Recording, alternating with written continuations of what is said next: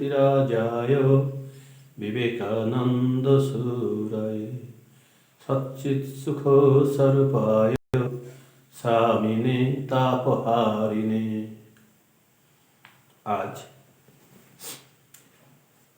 ভক্তি বিষয়ক সেকেন্ড অংশ অর্থাৎ দ্বিতীয় অংশ পাঠ করব। স্বামীজি শিয়ালকোটে যে বক্তৃতা করেছিলেন ভক্তি বিষয় নিয়ে, সেটাই আজকে আবার এই পাঠচক্রে পাঠ করছি।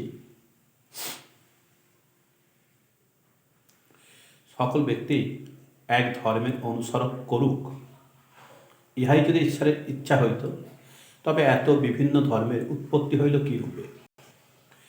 তোমরা কি সেই সর্বশক্তিমানের ইচ্ছার বিরুদ্ধে কাজ করিতে পারো? সকলকে এক ধর্ম অবলম্বী করিবার জন্য অনেক প্রকার উদ্যোগ ও চেষ্টা হইয়াছে, কিন্তু তাহাতে কোনো ফল হয় নাই। এমনকি তরবারি বলে সকলকে এক ধর্ম অবলম্বী করিবার চেষ্টাও যেখানে হইয়াছে, ইতিহাস বলে সেখানেও এক বাড়িতে 10টি ধর্মের উৎপত্তি হইয়াছে। সমগ্র জগতে একটি ধর্ম কখনো থাকিতে পারে না। বিভিন্ন শক্তি মানব মনে ক্রিয়া ও প্রতিক্রিয়া করে বলিয়াই মানুষ চিন্তা করিতে সমর্থ হয়। এই বিভিন্ন শক্তির ক্রিয়া প্রতিক্রিয়া না থাকিলে মানুষ চিন্তা করিতেই সমর্থ হইত না, এমনকি মনুষ্য পদবাচ্যই হইত না। মন ধাতু হইতে মনুষ্য শব্দ উৎপন্ন হইয়াছে। মনুষ্য শব্দের অর্থ মননশীল। মনের পরিচালনা না থাকিলে চিন্তাশক্তিও লোপ পায়। তখন সেই ব্যক্তিতে ও একটা সাধারণ পশুতে কোনো প্রভেদ থাকে না। তখন এরূপ ব্যক্তিকে দেখিয়াই সকলেরই ঘৃণার উদ্বেগ হয়। ঈশ্বরের ইচ্ছায় ভারতের যেন কখনো এমন অবস্থা না হয়।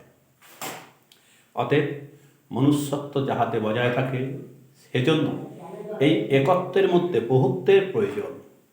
সকল বিষয়েই এই বহুত্ব বা বৈচিত্র্য রক্ষা করা প্রয়োজন। কারণ যতদিন এই বহুত্ব থাকিবে, ততদিনই জগতের অস্তিত্ব। অবশ্য বহুত্ব বা বৈচিত্র্য বলিলে ইহা বুঝায় না যে উহার মধ্যে ছোট বড় আছে। যদি সকলেই সমান হয়, তথাপি এই বৈচিত্র্য থাকিবার কোনো বাধা নাই। সকল ধর্মেই ভালো লোক আছেন, এই কারণে সেই সব ধর্মের লোকেরা শ্রদ্ধা আকর্ষণ করিয়া থাকে। সুতরাং কোনো ধর্মকে ঘৃণা করা উচিত না। এখানে এই প্রশ্ন উঠিতে পারে যে, ধর্ম অন্যায় কার্যের পোষকতা করিয়া থাকে, সেই ধর্মের কি সম্মান দেখাইতে হইবে? অবশ্যই ইহার উত্তর না ব্যতীত আর কি হতে পারে? এইরূপ ধর্ম যত শীঘ্র সম্ভব দূরীভূত করা যায়, ততই মঙ্গল। কারণ উহা দ্বারা লোকের অকল্যাণই হইয়া থাকে। নীতির ওপরই যেন সকল ধর্মের ভিত্তি প্রতিষ্ঠিত হয়। আর ব্যক্তিগত পবিত্রতা বা শুদ্ধ ভাবকে ধর্ম অপেক্ষা উচ্চতর মনে করা উচিত। এখানে ইহা বলা কর্তব্য যে, আচার অর্থে বাহ্য ও অভ্যন্তর উভয় প্রকার শুদ্ধি।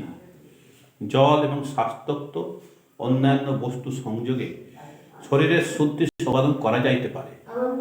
আভ্যন্তর শুদ্ধির জন্য মিথ্যা ভাষণ, সুরাপান ও অন্যান্য গর্হিত কার্য পরিত্যাগ করিতে হইবে। সঙ্গে সঙ্গে পরোপকার করিতে হইবে। মদ্যপান, চৌর্য, দ্রুতক্রীড়া, মিথ্যা ভাষণ প্রভৃতি অসৎ কার্য হইতে তুমি বিরত থাকো, তবে তো ভালোই, উহা তো তোমার কর্তব্য। ইহার জন্য তুমি কোনরূপ প্রশংসা পাইতে পারো না। অপরেরও যাহাতে কল্যাণ হয়, সেজন্য কিছু করিতে হইবে। এখানে আমি ভোজনের নিয়ম সম্বন্ধে কিছু বলিতে ইচ্ছা করি। ভোজন সম্বন্ধে প্রাচীন বিধি সবই এখানে লোপ পাইয়াছে।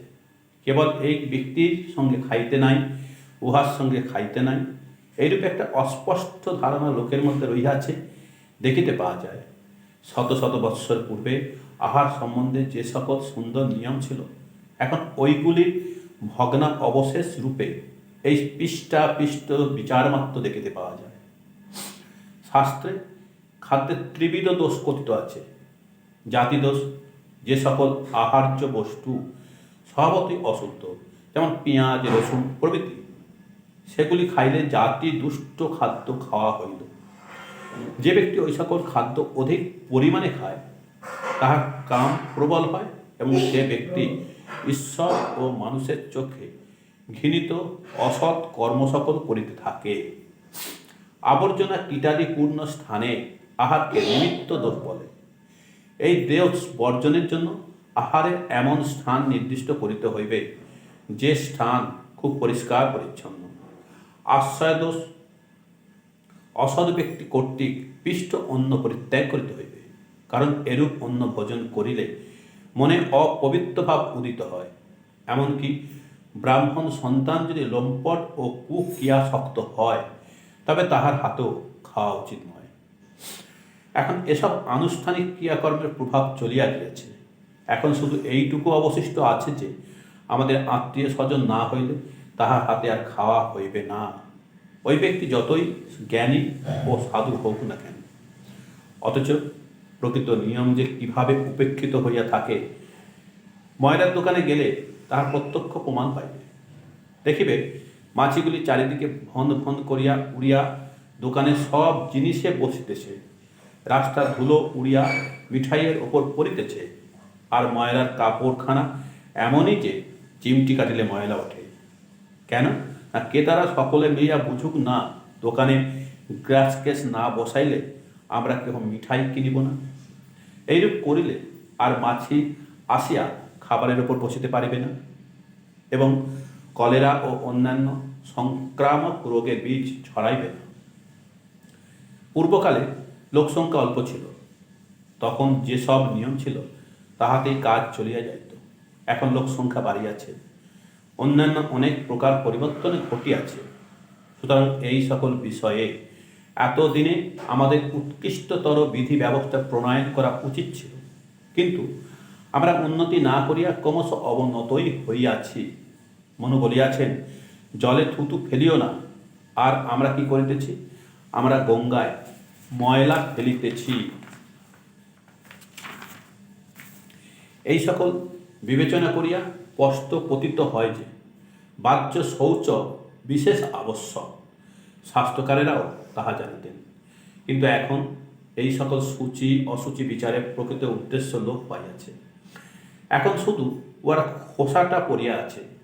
চোর, লম্পট, মাতাল, অতি ভয়ানক জেলখাটা আসামি ইহাদিগকে আমরা স্বচ্ছন্দে জাতিতে লইব, কিন্তু একজন সৎ সম্ভ্রান্ত ব্যক্তি যদি নিম্ন বর্ণের অথচ তাহার সমমর্যাদা সম্পন্ন কোনো ব্যক্তির সঙ্গে বসিয়া খায় তবে তৎক্ষণাৎ সে জাতিচ্যুত হইবে, চিরদিনের জন্য পতিত হইয়া যাইবে। ইহাতেই আমাদের দেশে ঘোরতর অনিষ্ট হইতেছে।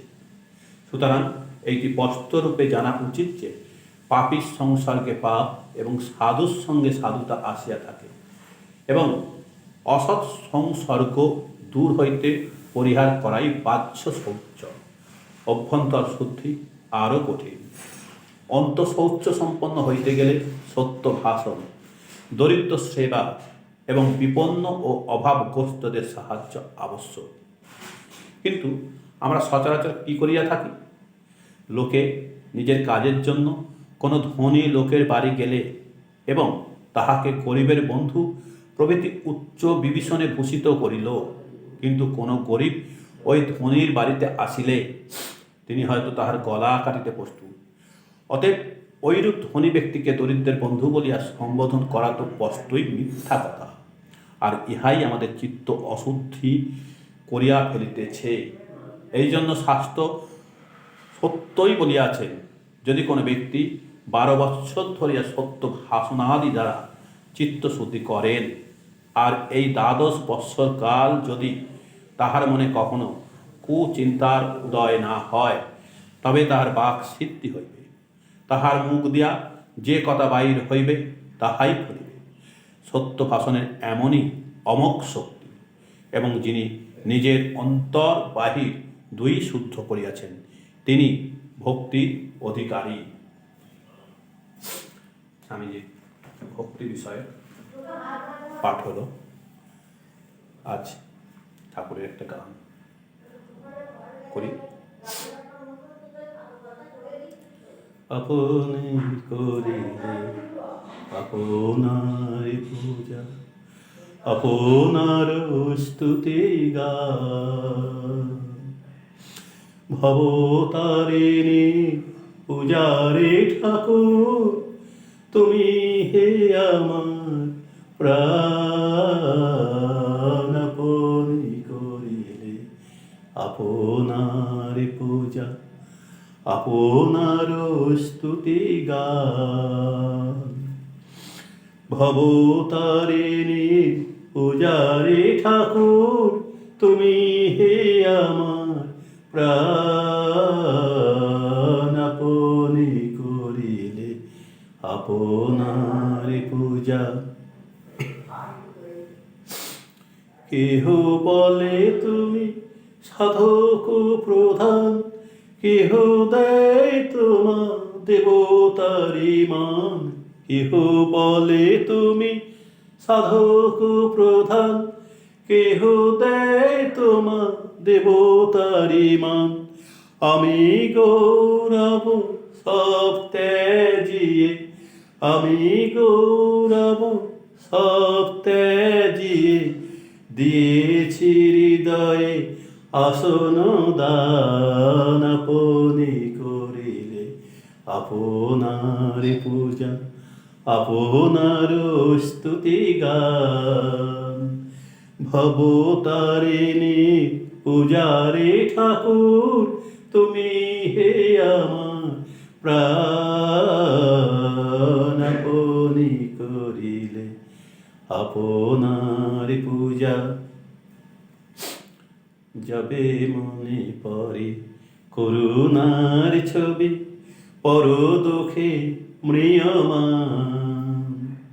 পর পাপ বহি রোগ জ্বালা সহি, তাপিতে করিলে ত্রাণ। যাবে মনে পড়ে করুণার ছবি, পর দুঃখে ম্রিয়মান।